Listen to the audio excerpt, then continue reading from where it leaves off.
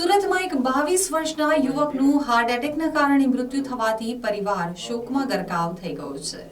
મળતી માહિતી પ્રમાણે જહાંગીરપુરા વિસ્તારમાં આવેલ EWS આવાસમાં 22 વર્ષીય તેજસ સુરેશ રાઠોડ રહેતો હતો। પરિવારમાં માતા અને 3 બહેન છે, જેમને મેરેજ થઈ ગયા છે, જ્યારે પિતા વર્ષો પહેલા ગુમ થઈ ગયા હતા।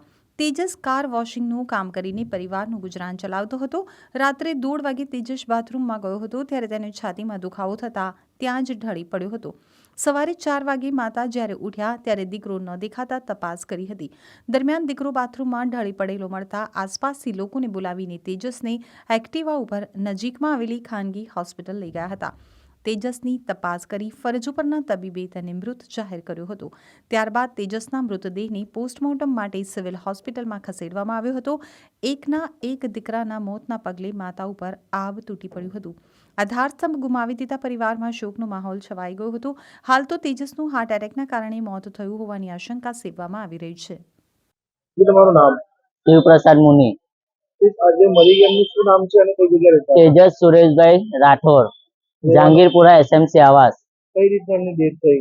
એમના હાર્ટ બીટનો દુખાવો હતો શું કામ કરતો હતો ભાઈ?